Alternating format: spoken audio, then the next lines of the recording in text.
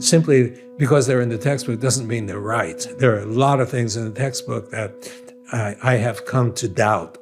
My first career, so water is my second career. My first career was muscle contraction, trying to figure out how muscles work at the fundamental level. And I was hugely influenced by a Japanese guy who came to work with me as a graduate student at the University of Pennsylvania. And I was working with muscles, with heart muscle in particular. And it was his task to take over where I left off, because I'd been 8 years. It's time enough for my PhD.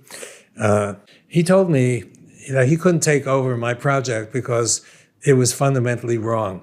I said, well, what do you mean it's fundamentally wrong? What are you talking about? This theory is a theory that's put forth by Sir Andrew Huxley, not only a Nobel-laureate, but a Nobel-laureate among Nobel-laureates. That's whose theory it is. You mean to tell me there's something wrong with his theory? Well, yeah, it's impossible. What do you mean it's impossible?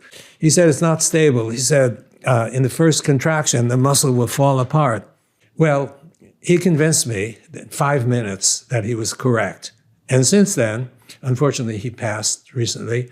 Since then, nobody's ever refuted his argument, which is pretty interesting. So it convinced me that, it doesn't matter if you're a Nobel laureate, you still can be wrong. Mm-hmm. And that made a big impression. We started doing experiments on muscle contraction. And we had 3 different experimental results that refuted directly Huxley's theory. I never met the guy. I mean, you don't usually come to meet God.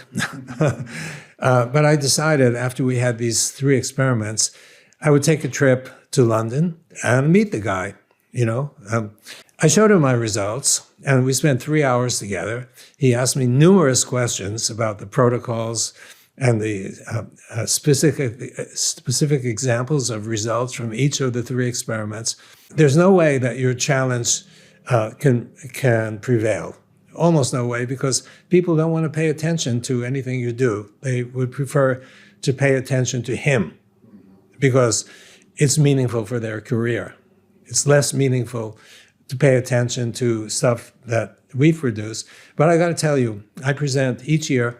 I'm invited to the University of Calgary to present, and my colleague there presents the standard story to the students. Then he invites me to present in a 1-hour lecture why they're wrong and why there's a different mechanism that prevails. And each year, he's been inviting me back for like 15 years because the students love it. And they've asked me, this is so obvious that you got the right answer. How is it possible that everybody is still thinking, now after 1955 was the time the theory, or 54, the theory came out.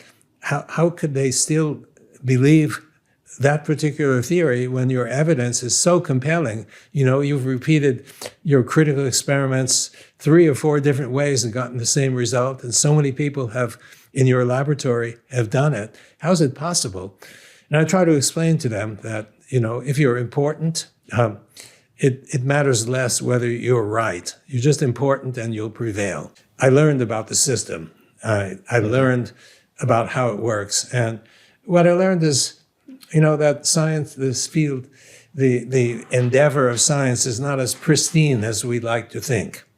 There's a lot of I hate to use the word corruption, but I guess there's a lot of corruption that goes on that has to do with personalities, that has to do with egos and stuff like that. I would tell you that in me, it instilled a sense that just because a theory is in the textbooks, just because almost everybody believes that it's correct, doesn't mean that it's correct. Mm-hmm. There are many factors that go into establishing a belief system.